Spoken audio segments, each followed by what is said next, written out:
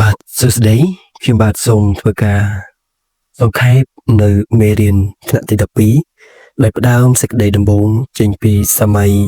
ដែលកម្ពុជាស្ថិតក្រោមអាណាព្យាបាលរបស់បារាំងនៅឆ្នាំ1863ដល់ឆ្នាំ1953នៅក្នុងសម័យកាលដែលកម្ពុជាក្រោមការគ្រប់គ្រងរបស់បារាំងគឺមានព្រះរាជាខ្មែរចំនួន4អង្គបានឡើងសោយរាជ្យនៅក្នុងការដែលបារាំងគ្រប់គ្រងលើកម្ពុជាដោយរជ្ជកាលដំបូងគឺស្ថិតនៅក្នុងរជ្ជកាលរបស់ព្រះបាទនរោត្តមដែលទ្រង់បានធ្វើការសោយរាជ្យពីឆ្នាំ1860ដល់ឆ្នាំ1904ព្រះរាជាទី2គឺព្រះបាទស៊ីសុវត្ថិព្រះបាទស៊ីសុវត្ថិទ្រង់សោយរាជ្យបន្តពីព្រះបាទនរោត្តមពីឆ្នាំ1904ដល់ឆ្នាំ1927ហើយនៅក្នុងរជ្ជកាលបន្ទាប់ពីព្រះបាទស៊ីសុវត្ថិគឺព្រះបាទស៊ីសុវត្ថិមុនីវង្សដែលព្រះអង្គបានសោយរាជ្យបន្តនៅក្នុងឆ្នាំ1927ដល់ឆ្នាំ1941បាទនៅក្នុងនោះដែរព្រះរាជាចុងក្រោយគេគឺព្រះបាទនរោត្តមសីហនុដែលព្រះអង្គបានសោយរាជ្យនៅក្នុងឆ្នាំ1941ដល់ឆ្នាំ1955នៅក្នុងរាជ្យលើកទី1របស់ព្រះអង្គនៅក្នុងន័យនេះខ្ញុំបាទសូមធ្វើការបកស្រាយលើកបង្ហាញអំពីការស្វែងរកកិច្ចការពារពីបារាំងរបស់កម្ពុជាការធ្វើទំនាក់ទំនងរបស់ព្រះបាទអង្គឌួងជាមួយនឹងបារាំងមូលហេតុព្រះបាទអង្គឌួងទ្រង់មានការព្រួយបារម្ភចំពោះការប៉ុនប៉ងបែងចែកទឹកដីកម្ពុជាជាពីរសំណាក់យួននិងសៀមឬក៏អាណាមដោយយកទន្លេមេគង្គជាព្រំប្រទល់នៃប្រទេសទាំងពីរដែលនឹងអាចធ្វើឲ្យប្រទេសកម្ពុជាយើងបាត់បង់ទឹកដីនិងឈ្មោះពីលើផែនទីពិភពលោកបានរឿងទី2គឺដើម្បីបញ្ជៀសប្រទេសកម្ពុជាឲ្យរួចផុតពីមហិច្ឆតារបស់ប្រទេសជិតខាងដែលជាក់ស្ដែងគឺប្រទេសយួននិងប្រទេសសៀមនឹងឯងដំណោះស្រាយតែមួយគត់ដែលព្រះបាទអង្គឌួងត្រូវតែមានជំរើសនោះគឺត្រូវតែមានមហាអំណាចណាមួយជាខ្នងបង្អែកដើម្បីការពារកម្ពុជាពោលគឺបារាំងនេះឯងនៅក្នុងនោះទំនាក់ទំនងនិងលទ្ធផលនៃការតាក់ទងជាមួយនឹងបារាំងព្រះបាទអង្គឌួងទ្រង់បានផ្ញើនៅព្រះរាជសារទៅថ្វាយអធិរាជណាប៉ូឡេអុងទី3នៃប្រទេសបារាំងចំនួន2លើកទី1នៅក្នុងឆ្នាំ1853នៅក្នុងព្រះរាជសារនេះព្រះអង្គឌួងចង់ស្ថាបនាសម្ព័ន្ធភាពជាមួយនឹងបារាំងដោយនៅក្នុងរាជសារនៃលើកទី1របស់ព្រះអង្គមានខ្លឹមសារថាពួកបេសកបុព្វជិតបារាំងបានប្រាប់ឲ្យយើងដឹងថាអធិរាជបារាំងមានចិត្តសប្បុរសចំពោះគ្រប់ជាតិសាសន៍ទាំងអស់ព្រះអង្គជួយការពារប្រជាជាតិទាំងនោះ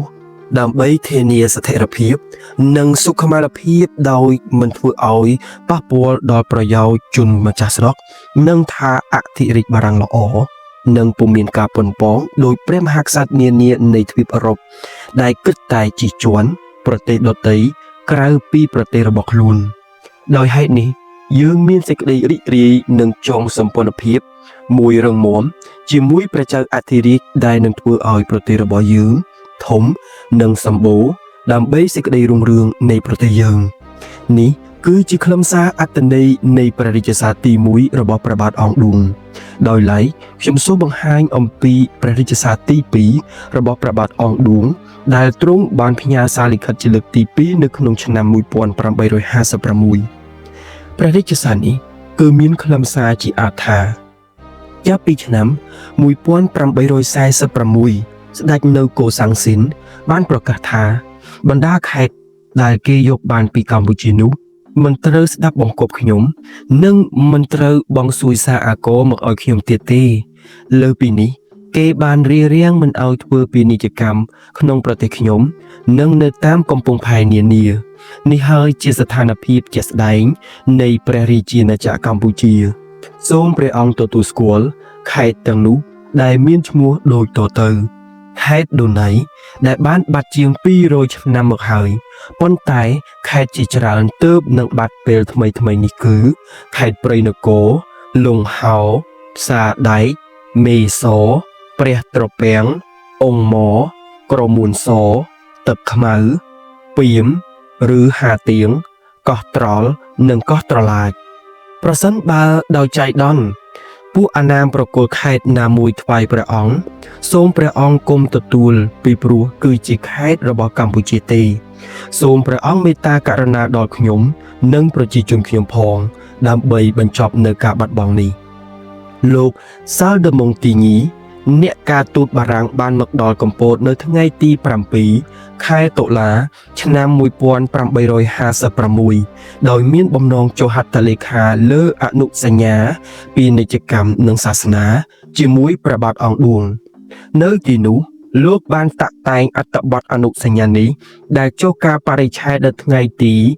18ខែតុលាឆ្នាំ1856ហើយបានចុះហត្ថលេខាមុននឹងបន្តដំណើរទៅកាន់អាណាមនិងផ្ញើមកថ្វាយព្រះបាទអង្គឌួងនៅរាជវាំងឧដុង្គព្រះអង្គមិនបានឡាយព្រះហស្ថលេខា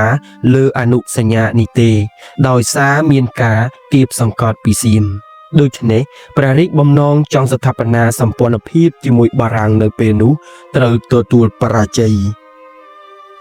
ដោយឡែកក្រោយមកវត្តមានបារាំងនៅប្រទេសអាណាមនឹងការមើលឃើញពីអត្ថប្រយោជន៍របស់កម្ពុជានៅថ្ងៃទី1ខែកញ្ញាឆ្នាំ1858កងទ័ពបារាំងនិងអេស្ប៉ាញបានវាយលុកចូលក្រុងដាណាងដើម្បីស្រោចស្រពជីវិតអ្នកផ្សព្វផ្សាយសាសនាកាតូលិកដែលសេសសល់ពីការសម្លាប់របស់ស្ដេចអាណាមឈ្មោះធូដឹកនៅថ្ងៃទី18ខែកុម្ភៈឆ្នាំ1859កងទ័ពបារាំងបានចូលកាន់កាប់ក្រុងព្រៃនគរនិងតំបន់ជិតខាងបារាំងបានធ្វើដំណើរឡើងតាមដងទន្លេមេគង្គក្នុងបំណងចូលទៅកាន់ប្រទេសចិនប៉ែកខាងត្បូងប៉ុន្តែបេសកកម្មនេះត្រូវបរាជ័យដោយសារទន្លេមេគង្គមានឧបសគ្គច្រើនក្នុងដំណើរការនេះបារាំងបានយល់ថាប្រទេសកម្ពុជាសម្បូរទៅដោយទន្លេដែលជាផ្លូវគមនាគមន៍យ៉ាងសំខាន់សម្រាប់ដឹកជញ្ជូនផលិតផលកសិកម្មទៅកាន់ទីផ្សារអឺរ៉ុបមានផ្ទៃដីកសិកម្មច្រើនមានប្រជាជនតិចអាចបង្កើតជាដីដាំដំណាំកសិកម្មបានច្រើនសម្បូរដោយព្រៃភ្នំប្រកបដោយឈើដែលមានគុណភាពខ្ពស់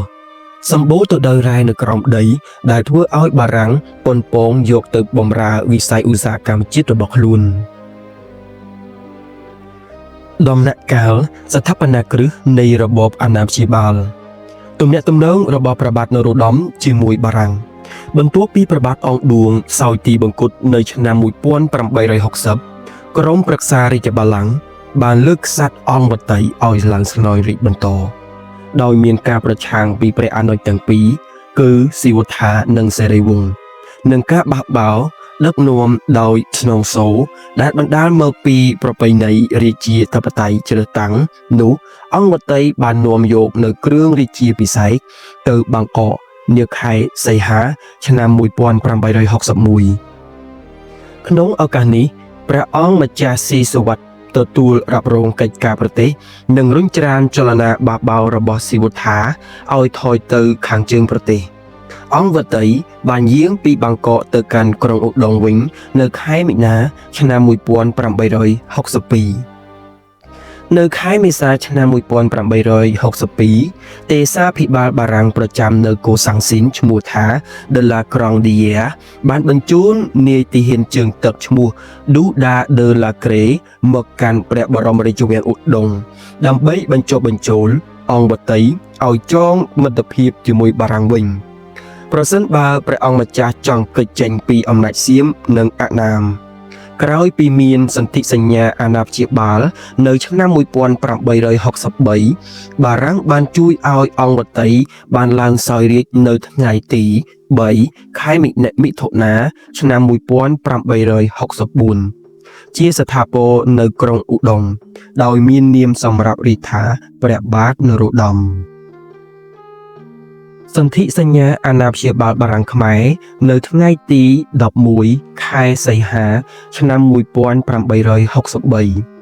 នៅថ្ងៃទី11ខែសីហាឆ្នាំ1863សន្ធិសញ្ញាអាណាព្យាបាលបារាំងខ្មែរត្រូវបានចុះហត្ថលេខានៅរាជវាំងឧដុង្គដោយ ចំណុចសំខាន់បំផុតមានចែងថាព្រះចៅអធិរាជបារាំងផ្ដល់នៅកិច្ចការពាររបស់ខ្លួនចំពោះព្រះរាជាកម្ពុជាមាត្រា1ព្រះចៅអធិរាជបារាំងដែលទទួលស្គាល់អធិបតេយ្យភាពនៃព្រះរាជាកម្ពុជានោះសន្យាថានឹងជួយរក្សាសណ្ដាប់ធ្នាប់និងភាពស្ងប់ស្ងាត់នៅក្នុងប្រទេសព្រមទាំងការពារកម្ពុជាទល់នឹងរាល់ការវាយប្រហារពីខាងក្រៅជួយកម្ពុជានៅក្នុងការទារពន្ធដារពាណិជ្ជកម្មនិងផ្ដល់នូវភាពងាយស្រួលក្នុងការស្ថាបនាគមនាគមន៍រវាងកម្ពុជានិងដែនសមុទ្រនៅក្នុងមាត្រាទី16សន្ធិសញ្ញាបារាំងសៀមនៅថ្ងៃទី15ខែកក្កដាឆ្នាំ1867 4 ខែក្រោយចុះសន្ធិសញ្ញាដាក់កម្ពុជាក្រោមអាណាព្យាបាលបារាំងព្រះបាទនរោត្តមបានចុះសន្ធិសញ្ញាសម្ងាត់មួយជាមួយសៀមដែលធ្លាប់តែមានអំណាចលើកម្ពុជានិងផ្អែកលើសន្ធិសញ្ញាសម្ងាត់នេះមិនទទួលស្គាល់ការដាក់កម្ពុជាជាប្រទេសក្រោមអាណាព្យាបាលបារាំងតាមសន្ធិសញ្ញាថ្ងៃទី11ខែសីហាឆ្នាំ1863នោះទេបញ្ហានេះតម្រូវឲ្យបារាំងចរចាជាមួយសៀមជាលទ្ធផលបារាំងនិងសៀមបានចុះសន្ធិសញ្ញានៅថ្ងៃទី15ខែកក្កដាឆ្នាំ1867ដែលមានខ្លឹមសារសំខាន់ដូចតទៅព្រះរាជាសៀមទទួលស្គាល់ជាឱឡារិកនៅរបបអាណាព្យាបាលរបស់ព្រះចៅអធិរាជបារាំងលើប្រទេសកម្ពុជាមាត្រា1សន្ធិសញ្ញាដែលត្រូវបានចុះហត្ថលេខានៅខែធ្នូឆ្នាំ1863រវាងព្រះរាជាណាចក្រសៀមនិងព្រះរាជាណាចក្រកម្ពុជាត្រូវប្រកាសជាមោឃៈដោយរដ្ឋាភិបាលសៀមមិនអាចលើកយកមកសំអាងនៅពេលអនាគតក្នុងកាលៈទេសៈណាក៏ដោយមាត្រា2ព្រះរាជាសៀមលែងទទួលរាល់សួយសារអាករវត្ថុអនុស្សាវរីយ៍ឬសញ្ញាផ្សេងទៀតនៃភាពជាចំណុះពីសំណាក់ប្រទេសកម្ពុជាសម្រាប់ព្រះអង្គឬអ្នកស្នងរាជនានាបន្តពីព្រះអង្គចំណែកព្រះចៅអធិរាជបារាំងវិញសន្យាថានឹងមិនដណ្ដើមយករាជាណាចក្រនេះសៀមទៅបញ្ចូលនៅក្នុងទឹកដីជាកម្មសិទ្ធិរបស់ខ្លួននៅកូសាំងស៊ីនឡើយមាត្រាទី3ខេត្តបាត់ដំបងនិងអង្គរនិងស្ថិតនៅក្រោមរាជាណាចក្រសៀមព្រំប្រទល់នៃខេត្តនេះនិងខេត្តផ្សេងទៀតនៅជាប់អាណាចក្រសៀមដែលសប្តាហ៍ថ្ងៃនេះឆ្នាំ1867មានការទទួលស្គាល់ទៅវិញទៅមកនេះនឹងត្រូវកំណត់ដោយបង្គោលព្រំដែនដោយសញ្ញាផ្សេងទៀតនៅពេលឆាប់ដោយគណៈកម្មការមួយមានសមាជិកភាពនាយទាហានសៀមនិងខ្មែរដោយមានវត្តមាននិងជំនួយពីនាយទាហានបារាំងដែលចាត់តាំងដោយទេសាភិបាលកូសាំងស៊ីននៅពេលណាដែលមានការកំណត់ព្រំដែនរួចហើយនោះផែនទីជាក់លាក់មួយនឹងត្រូវគូសដោយទាហានបារាំងនៅក្នុងមាត្រាទី4បារាំងដណ្ដើមអំណាចមិនបានជោគជ័យអនុសញ្ញាបារាំងខ្មែរនៅថ្ងៃទី17ខែមិថុនាឆ្នាំ1884បារាំងបានសាកល្បងដណ្ដើមអំណាចពីព្រះរាជាកម្ពុជា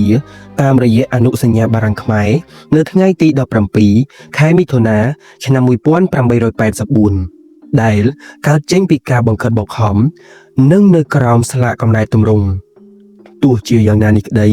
ក៏អនុសញ្ញានេះត្រូវបានចាត់ទុកថាជាចំណុចចាប់ផ្ដើមនៃវិស័យរដ្ឋបាលទំនើបនៅក្នុងប្រទេសកម្ពុជាហើយមាត្រាសំខាន់មួយចំនួនមានខ្លឹមសារជាអាចដូចខាងក្រោមនេះព្រះរាជាកម្ពុជាទទួលយកនៅកំណែទម្រង់រដ្ឋបាលតុលាការហិរញ្ញវត្ថុនិងពាណិជ្ជកម្មសម្រាប់អនុវត្តរបបអាណាព្យាបាលរបស់ខ្លួននៅពេលអនាគតមាត្រាទី1ព្រះរាជាកម្ពុជានឹងបន្តគ្រប់គ្រងរដ្ឋនិងដឹកនាំរដ្ឋបាលដោយក្នុងអតីតកាលលើកលែងតែការកម្រិតនានាដែលមានចែងនៅក្នុងអនុសញ្ញានេះមាត្រាទី2មន្ត្រីខ្មែរនឹងនៅបន្តគ្រប់គ្រងអាណាខេត្តក្រោមការត្រួតពិនិត្យពីអាជ្ញាធរបារាំងលើកលែងតែកិច្ចការណាដែលទាក់ទងនឹងការធ្វើបញ្ជីនិងការទារពន្ធដារគយវិភាគទានមិនផ្ទាល់សាធារណការនិងជាទូទៅកិច្ចការដែលតម្រូវឲ្យមានការដឹកនាំតែមួយឬការប្រើប្រាស់វិស្វករឬភ្នាក់ងារអឺរ៉ុបក្នុងមាត្រាទី3ទេសភាពត្រូវលុបចោលនៅលើផ្ទៃនៃព្រះរាជាណាចក្រទាំងមូលក្នុងមាត្រាទី8ទីក្រុងភ្នំពេញ